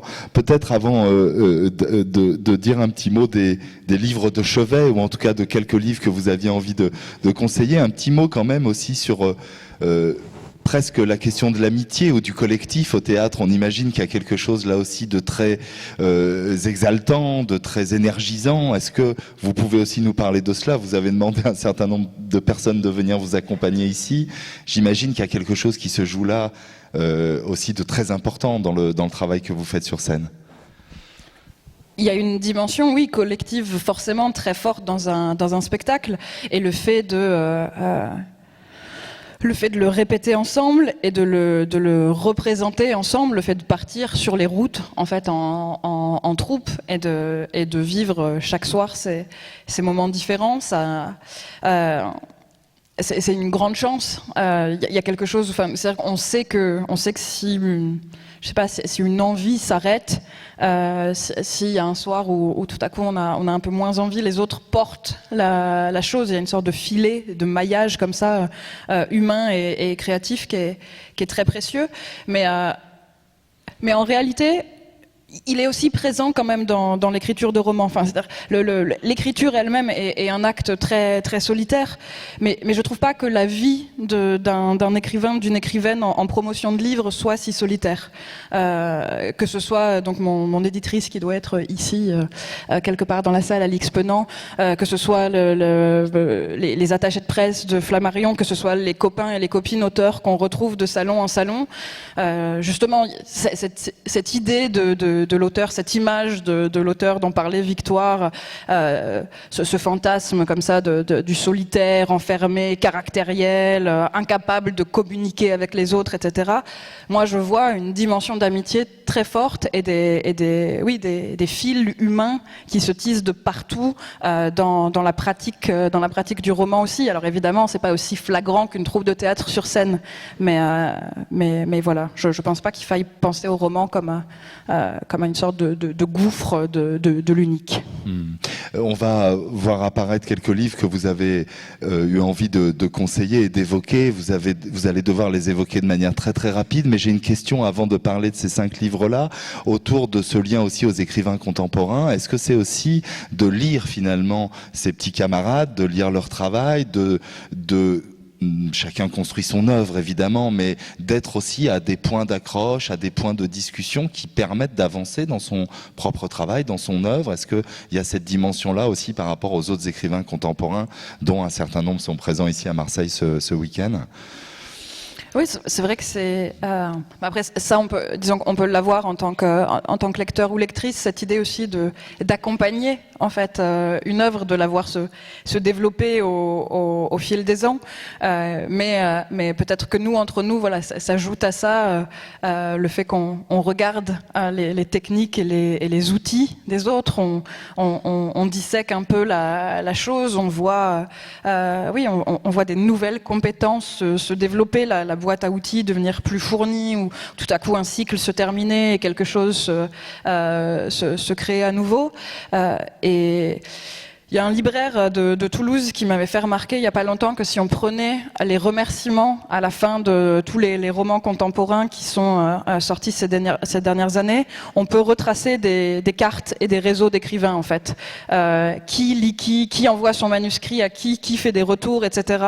Et je trouve ça très beau. Ce maillage souterrain qui apparaît juste dans les dernières pages. Venons-en à ces 5 livres que vous avez choisi d'évoquer. On va faire ça un petit peu vite, mais je suis sûr que vous avez la capacité de dire quelques mots de ces livres-là. Le premier que vous avez choisi, c'est un livre de Zadie Smith qui s'intitule Ceux du Nord-Ouest. Peut-être quelques mots sur ce livre-là? Oui, c'est sur la jeunesse populaire d'un quartier de Londres, et en fait on suit les trajectoires de ces jeunes gens qui n'ont pas du tout la même vie, entre ceux qui ont stagné, ceux qui ont sombré, ceux qui ont tout fait pour chercher à s'élever. C'est des vies, des langues et des géographies de la ville différentes que Zadie Smith déploie ici, et pour moi c'est vraiment un chef-d'œuvre.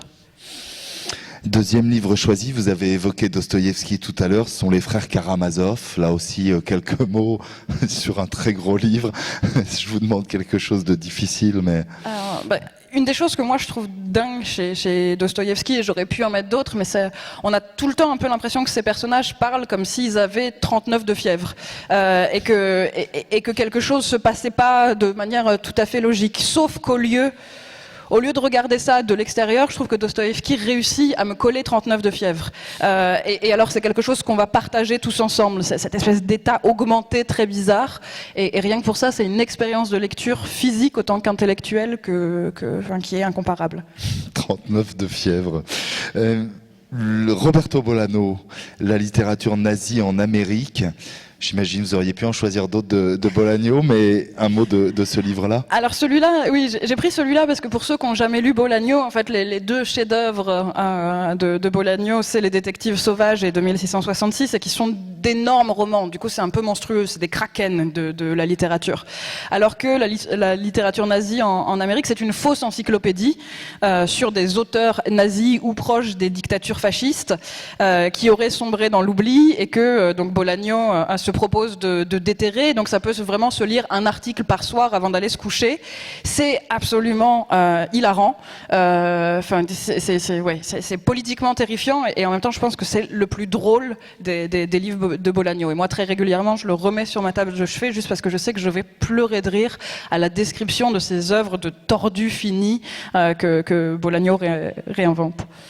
Écrivain mort très jeune que l'on regrette parce qu'il aurait sans doute fait une œuvre extraordinaire. Il avait déjà des livres de très grande qualité. Le livre suivant, je vois très mal. C'est Leurs yeux dardaient sur Dieu de Zora Neale Hurston. Allez-y. Donc voilà, Zora Neale Hurston, qui est une écrivaine américaine de Harlem, du début du XXe. Ce livre-là vient de paraître en fait l'année dernière en France. Il raconte une histoire d'amour dans l'Amérique noire du siècle dernier, en tissant en fait deux langues qui sont absolument dingues. La langue de la narration, qui est disons une langue plus classique, poétique, très très belle, mais voilà, d'un format classique, et la langue des dialogues, qui est une langue de l'oralité rythmée, retravaillée, perclue d'argot. Et il faut dire que la traductrice, qui est Sika Fakambi, a fait un boulot extraordinaire dans cette recréation de langue, en utilisant beaucoup d'expressions d'Afrique de l'Ouest, etc., en se disant qu'elle allait pas coller à l'anglais parce que cet argot noir américain, il nous est rien. Donc elle a réinventé une langue et c'est d'une beauté et c'est d'une force qui vaut le détour. Immense traductrice de Parks également.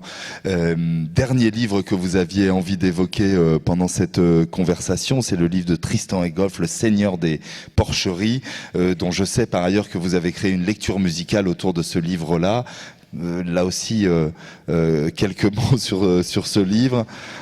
Le Seigneur des Porcheries, c'est l'histoire vraiment de la lie de la société qui, à un moment donné, la lie de la société dans une ville qui est elle-même la lie des États-Unis, qui est dans la Bible Belt, donc cette partie rurale hyper croyante de l'Amérique.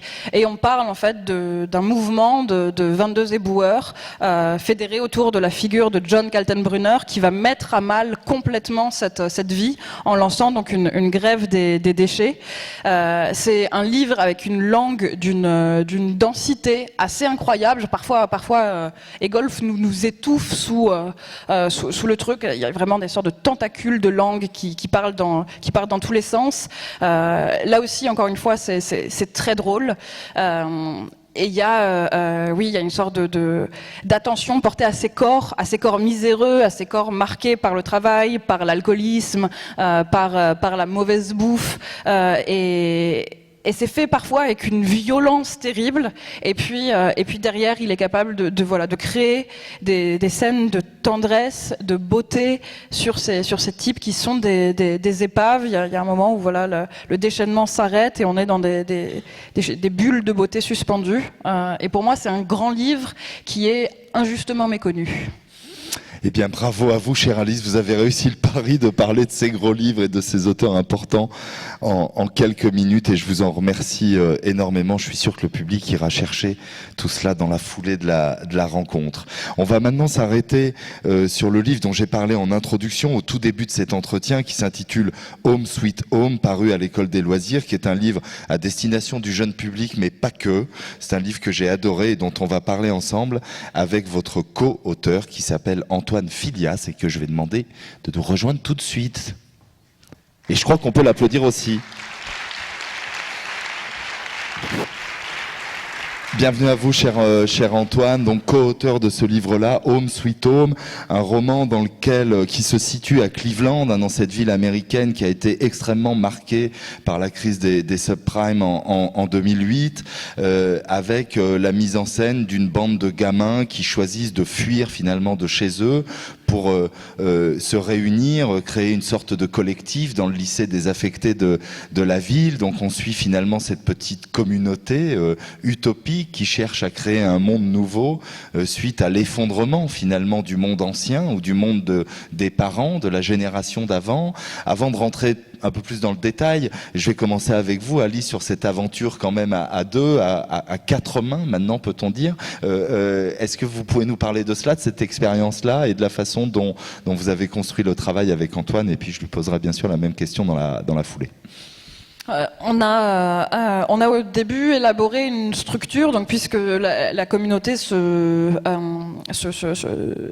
forme, se replie dans un lycée désaffecté, on s'est dit très rapidement qu'on voulait suivre l'année scolaire. Donc on allait avoir des chapitres divisés en mois, donc de septembre à juin pendant l'année scolaire, et puis on a commencé à établir les événements qui se produiraient pendant les mois, et puis les personnages qu'on avait envie d'avoir. Et très tôt, on en a dégagé deux. C'est-à-dire, il y avait Anna, qui est un pur produit du Slavic Village, donc de la partie très pauvre de Cleveland, et de l'autre côté, Elijah, qui est plutôt des quartiers bourgeois, qui a un fils à papa, etc. Moi, j'avais hyper envie d'écrire Anna, et Antoine Elijah, donc on s'est dit, ça va être simple. Sauf qu'en fait, on est tous les deux des gens qui inventons en écrivant, donc on avait beau avoir posé des bases, à chaque fois que l'un envoyait un chapitre à l'autre, il y avait 12 000 trucs qui étaient apparus, qui n'auraient pas dû y être, ou l'inverse, des choses dont, comme ça, en skypant, on s'était dit c'est une putain de bonne idée, et en écrivant, on s'était dit c'est le truc le plus nul auquel on n'a jamais pensé. Donc en fait, il fallait tout le temps bouger. Et puis, au bout d'un moment où on a obtenu la V1, on s'est aperçu d'un truc qui était un peu absurde, qui est que moi qui aime la narration romanesque classique et le passé simple, j'étais censée faire parler la fille des quartiers populaires, et Antoine, qui aime une pratique de l'oralité, du rythme, quitte à péter la syntaxe, avait pris le bourge qui lisait des livres. Donc il a fallu qu'on rééchange tout.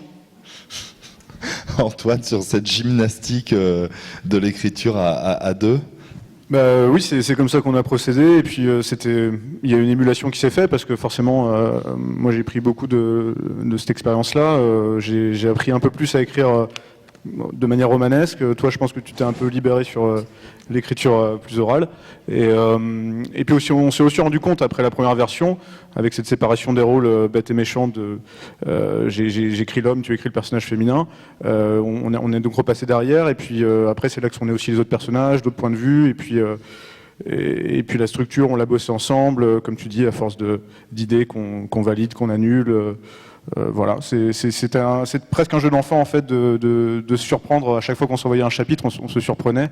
On avait une idée globale d'où on allait, bien sûr, on avait fait des recherches en commun, mais à chaque fois qu'on s'envoyait un chapitre, on était un peu surpris d'où l'autre allait mener les personnages, l'histoire d'amour, le destin du lycée, la chute aussi. Jusqu'à la fin, on savait pas qui allait finir, qui aurait le dernier mot, et puis voilà. À un moment, j'avais tué tout le monde, et Alice a dit non, on va encore continuer un peu, et voilà. Est-ce que je disais que c'était aussi une histoire de génération? C'est finalement des choses qu'on a beaucoup lues aussi chez vous, Alice, la transmission, ou la manière dont aussi les choses s'arrêtent finalement entre deux générations. Antoine, peut-être sur cette question-là, c'est-à-dire le monde qui finit et l'éventualité d'un monde qui naît, ou en tout cas de cette dimension utopique, c'est ça le cœur du livre selon vous? C'est ça, et puis je pense que il faut, le thème du passage à l'âge adulte, c'est central dans beaucoup de romans pour jeunes adultes justement, pour adolescents, et puis faire un parallèle entre ça et un changement de monde, un basculement comme la crise de 2008, on trouvait ça intéressant, et ça réunissait à la fois un fil rouge de société et puis des thématiques qui nous sont chères. Et oui, en effet, j'ai lu que L'Art de perdre qu'après, parce que il est sorti qu'après qu'on ait commencé à bosser sur Obsuto, mais il y a des parallèles à faire, bien sûr. Et c'est des thèmes passionnants, et c'était aussi nos influences, puisque Cleveland, c'est aussi pour ça que je choisis Cleveland comme ville aux États-Unis, parce que c'est une ville qui est sans arrêt en train de se reconstruire, de ne pas savoir ce qu'elle est, et qui essaie de faire genre, c'est comme un ado, quoi. Et à un moment, c'est soit les parents disent tu feras ça, soit les ados prennent leur destin en main, et voilà. On a fait plein de parallèles avec le rêve américain aussi, bien sûr. C'est suffisamment évident pour pas que je le dise, mais voilà. Alice, peut-être sur cette question du contexte, du décor, finalement de l'aspect géographique du roman, c'est aussi une dimension dont on n'a pas parlé mais qui est au cœur de beaucoup de vos livres. Là, c'était l'envie de situer finalement cette histoire dans ce lieu-là, qui est un lieu très symbolique justement de la fin du rêve américain, et en même temps un lieu qui dégage des images, énormément d'images de finalement ce qui sont nos ruines contemporaines, on pourrait presque dire cela. Oui, en fait, c'est pas du tout la question de la dimension symbolique qui est arrivée en premier. Dans Cleveland comme dans Détroit, il y a deux choses qui étaient super pour nous. La première, c'est ce qu'on appelle des shrinking cities, des villes qui diminuent, puisqu'en fait la crise entraîne l'abandon de certains quartiers où on peut plus envoyer de transport, où on coupe l'électricité, l'eau, le service postal, etc. Et donc il y a des quartiers abandonnés qui sont et ne sont pas la ville à la fois. Et donc évidemment un endroit comme ça, il est passionnant parce que des gamins qui sont dedans, c'est pas des gamins sauvages abandonnés sur une île comme Sa Majesté des Mouches. Ils ont une partie de ce qu'est la ville qui est encore là, mais toute une partie qui est manquante. Et donc, c'est pas du tout la même manière de réorganiser une société. Et puis, d'un point de vue aussi beaucoup plus pragmatique, une ville en crise, c'est donc une ville dont les services publics dysfonctionnent gravement, notamment la police, et ça nous permettait d'avoir une bande de gamins, de fugueurs, qui pouvaient exister pendant plusieurs mois sans qu'on mette fin à leur expérimentation sociale et politique, parce que les services de police sont complètement débordés, qu'il y a certains quartiers qui deviennent des no-go zones, etc. Et que donc aller chercher des gamins pauvres qui se sont qui se sont enfuis, dont les familles sont pas forcément enclines à trop fricoter avec la police de toute manière, c'est une priorité pour personne. Donc ça nous laissait nos héros et héroïnes tranquilles le temps de déployer l'histoire. On va regarder tout de suite un petit extrait d'un documentaire qui s'appelle Cleveland contre Wall Street. Peut-être d'abord une courte introduction avant de regarder ce petit extrait sur la manière, Antoine ou Alice, la manière dont peut-être ce documentaire a alimenté votre réflexion, votre documentation, la vision que vous pouviez avoir de cette réalité-là. Ça a été le point de départ. Alice l'avait vu avant moi, et quand on cherchait un sujet pour Sweet Home, on l'a revu. Et ça a été le point de départ. Moi, j'avais aussi, je vais le citer, la BD de Harvey Picard, un dessinateur de Cleveland, qui a écrit une BD qui s'appelle Cleveland, qui raconte justement l'histoire de la ville au XXe siècle, jusqu'à sa mort en 2009-2010, juste après la crise, et qui a été pour l'influence visuelle et autour de la ville une vraie influence. Mais surtout Cleveland contre Wall Street. Ouais.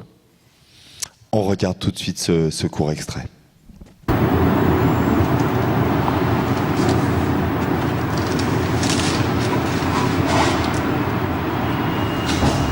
A buddy of mine knew this guy who had a mortgage company, and we were just down there one day, truly talking about selling drugs at the time, and the phone rang. I picked it up, and the owner of the company, just kind of heard my conversation, and just asked me if I would, consider taking care of this customer, because she only wanted to talk to me because I had, just talked with her on the phone, just picked it up. And, met the young lady and went out there, and I knew a little bit about percentages and money from, growing up in the ghetto, if you will, selling drugs. So I was able to talk percentages with her relative to, her loan. And we kind of hit it off and end up closing the loan on her house, getting her a new mortgage. I'm not really sure if I saved her any money, but I ended up getting $7,000 for the deal. So that's how I became a broker. Do you swear the testimony you're about to give will be the truth, the whole truth, nothing but the truth to help you God? Yes. Would you have a seat in the witness stand there, please?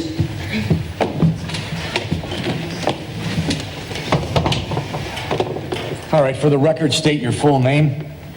Keith Taylor, And where do you reside, Mr. Taylor? Cleveland, Ohio. And what do you do for a living? Property manager.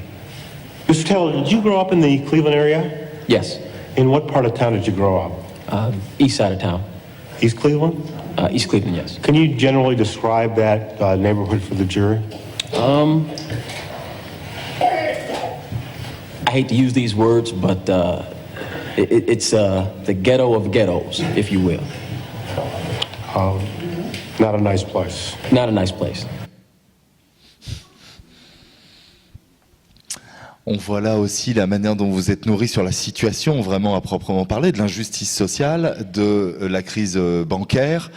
C'était des sujets du contemporain, du présent que vous aviez envie d'évoquer. Peut-être Alice, un mot sur ce sujet. Oui, je crois aussi que si j'ai choisi cet extrait-là, c'est qu'il montre bien pour moi quelque chose sur la sorte de flexibilité de la morale et d'arbitraire total. Enfin, finalement, ce type dit c'est exactement la même chose de placer des prés pourris et de vendre de la drogue. À quel moment la société a décidé que c'était pas grave de placer des prés pourris, mais que c'était la pire chose du monde de vendre de la drogue? Et dans ce qu'on voulait créer avec Antoine aussi, c'était de se dire si on sort ces gamins du monde des adultes, s'ils refusent tout ce qui est accepté comme valeur par les adultes, s'ils peuvent toutes les remettre en doute, qu'est-ce qu'on garde?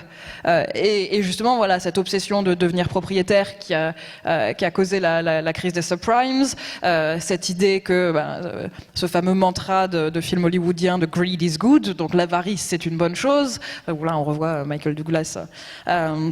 Donc voilà, toutes ces choses-là, de dire non, il n'y a pas d'obligation de les accepter. On peut avec les yeux d'enfant ou avec l'espèce de naïveté joyeuse de Keith Taylor, rejeter une sorte de morale qui n'a pas beaucoup de sens, à part le fait d'être répétée. Antoine ? Oui, c'était d'actualité, en tout cas quand on a commencé à l'écrire, il y a 2-3 ans, et la suite de l'actualité nous a prouvé que ça l'était d'autant plus, et que les conséquences de la crise de 2008 étaient toujours bien là, et au moment où je vous parle d'ailleurs, peut-être que la nouvelle crise a commencé, je sais pas, je crois que c'est d'une seconde à l'autre, donc on verra.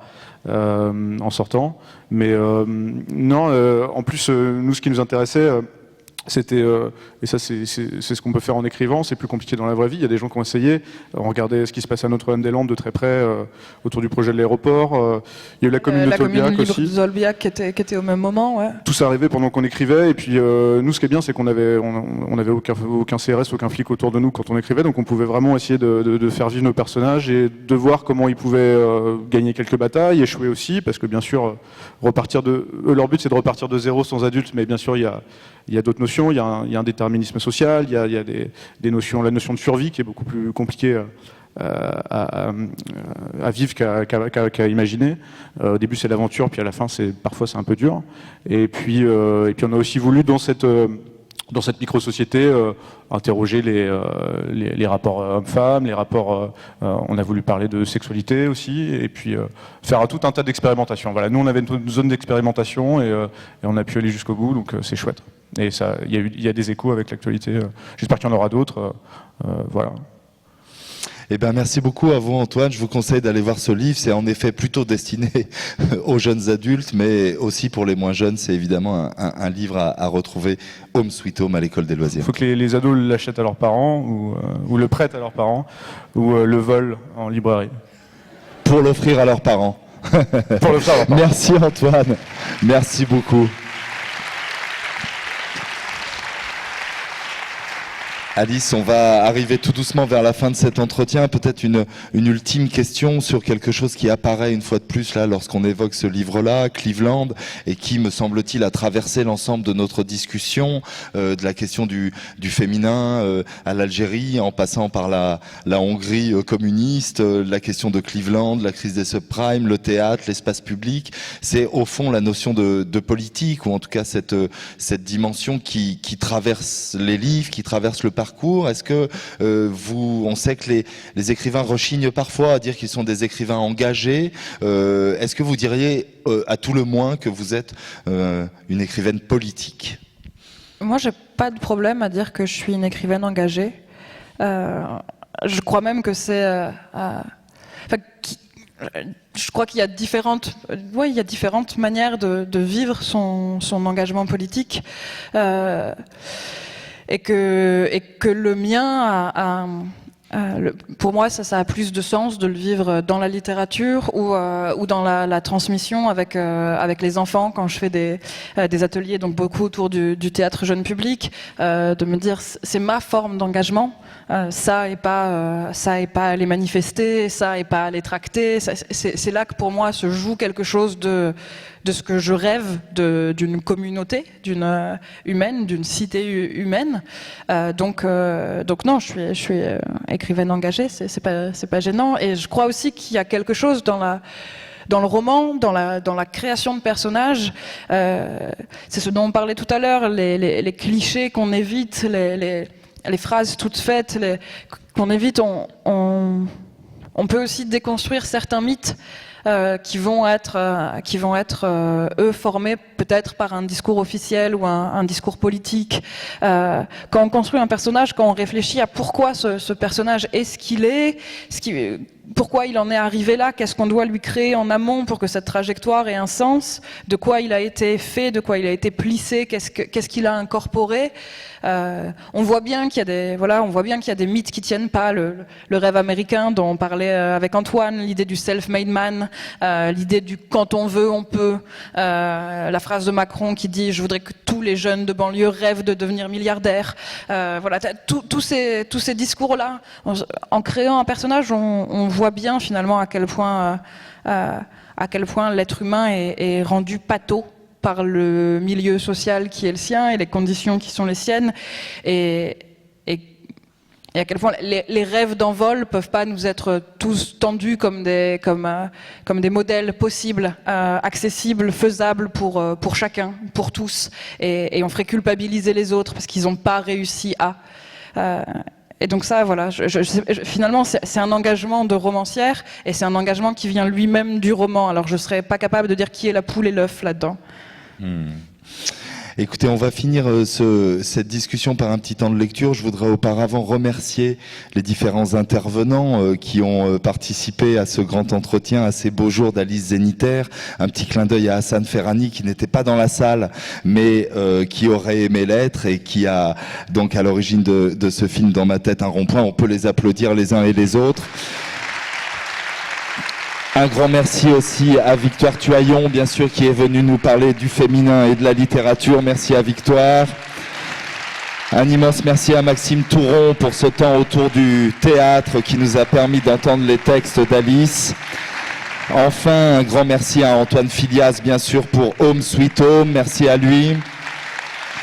Et puis un immense merci, bien sûr, à Alice Zéniter. Merci Alice. Et merci à Yann Nicole, évidemment, pour cet entretien de haut vol. Pour terminer, on a choisi de faire un petit temps de lecture d'Alice du tout début du livre qui s'intitule « Jusque dans vos bras ». Donc on va laisser Alice lire ce petit temps et puis ensuite on va rester sur cette lecture. Il n'y aura plus de paroles derrière cela, mais vous pourrez, après que Alice a bu un petit verre d'eau et soufflé rapidement, la retrouver pour un temps de dédicace dans le hall du théâtre. Je suis de la génération qui vivra plus mal que ses parents. Je suis de la génération qui n'est pas née avec Internet, mais qui a grandi avec lui, a atteint la maturité avec lui. J'ai un lien si tendre avec Internet. Je suis de la génération du terrorisme international. Je suis de la génération de la mondialisation. Je suis de la génération qui ne rêve plus d'Hollywood, mais de Londres, Paris, Tokyo, Singapour. Je suis de la génération des traders privés de tours jumelles. Je suis de la génération qui grandit avec des faux seins, un faux nez et un hymen recousu si je veux. Je suis de la génération du Loft, de Survivor, de Secret Story et du Maillon Faible. Je suis de la génération du retour à l'ordre après 68. Je suis de la génération qui a tenté d'imiter 68. Je suis de la génération qui rêve dès que revient le mois de mai. Je suis de la génération qui ne sait plus où se situent les classes qui sont censées lutter. Je suis de la génération qui parle le franglais de Jeune et Jolie. La story du mois, c'est quand ma copse file son phone à un cum sur le dance floor en mode easy et qu'il a l'air open. Je suis de la génération qui a vu pendre Saddam Hussein sur Dailymotion, qui gagne des concours de cinéma sur téléphone portable et qui fait de la musique avec des ondes alpha. Je suis de la génération qui ne fait plus d'enfants, mais qui ne met plus systématiquement de capote. Et pourtant, je suis de la génération qui est née avec le sida. Je suis de la génération qui n'a jamais connu le safe sex. Je suis de la génération qui baise avec du caoutchouc et l'hymen recousu, donc si je veux. Je suis de la génération qui n'a plus honte de se rencontrer sur Mythique. Je suis de la génération qui n'a plus honte de se marier sur Mythique. Je suis de la génération qui vend ses sextapes sur www.sextapes.com en espérant gagner les $5000 que promet le site internet. Je suis de la génération qui se traîne en procès pour récupérer les bénéfices des vidéos. Je suis de la génération que l'on oblige à être écolo pour tous ceux qui ne l'ont pas été avant. Je suis de la génération à qui on demande de retourner chier dans la sciure et de ne plus prendre de bain. Je suis de la génération qui trouve que les éoliennes sont belles et qui enterre ses maisons sous le sol. Je suis de la génération qui n'aura plus de pétrole alors qu'elle commence à peine à s'amuser avec les vols low cost. Je suis de la génération qui a fêté ses 10 ans pendant le génocide rwandais. Je suis de la génération qui aime acheter des tapis de souris. Je suis de la génération qui a vu toutes les capitales d'Europe. Je suis de la génération de la fin des records sportifs à moins d'avoir recours à la cryogénisation. Je suis de la génération qui s'appauvrit. Je suis de la génération qui paie les retraites. Je suis de la génération qui apprend à avoir peur des vieux, du coup. Je suis de la génération qui perd ses fonctionnaires. Je suis de la génération à qui on a brandi le modèle scandinave. Je suis de la génération qui passe à droite par désespoir devant le paysage de gauche. Je suis de la génération devant qui on démantèle l'État-providence. Je suis de la génération travailler plus pour gagner plus. Je suis de la génération des hedge funds et de Jérôme Kerviel. Je suis de la putain de génération où on peut perdre 5 milliards en passant une porte et faire semblant qu'on n'a rien vu. Excusez-moi, vous auriez pas vu 5 milliards, non? J'ai dû les perdre en sortant, vous êtes sûr? Je suis de la génération d'outro et de la vérité qui ne sort plus de la bouche des enfants. Je suis de la génération des Beckham, de l'anorexie, des paparazzi, des stars qui sortent sans culotte et qui ne mettent pas de ceinture de sécurité à leurs enfants. Je suis de la génération des taches de sperme sur les robes des stagiaires qui s'adressent solennellement à l'Amérique. Je suis de la génération de la crise des subprimes. Je suis de la génération du réchauffement climatique et des documentaires larmoyants sur le sort des ours blancs et des calottes polaires. Je suis de la génération qui ne peut pas accueillir toute la misère du monde, mais l'inverse serait souhaitable. Et puis, je suis de la génération qui conduit des scooters, qui vole des scooters, qui peut payer des tests ADN pour retrouver ses scooters. Je suis de la génération des 17 millions de personnes qui lisent de la presse people en France. Et surtout, je suis de la génération à qui on ne cesse de répéter qu'elle vivra plus mal, qu'elle vivra moins bien qu'eux. Je suis de la génération du chômage, de la bulle immobilière, du camp de Sangatte, du showcase, de la naturalisation monégasque, de la fuite des capitaux, du bouclier fiscal, de l'abolition des 35 heures, de la prime des transports, du logiciel Edwige et de l'interdiction de coups de téléphone sur simple soupçon que j'appartiens à une bande organisée, à une génération sans ordre, à la génération qui a perdu Kurt Cobain, mais à qui on répète qu'elle peut gagner la bataille du pouvoir d'achat.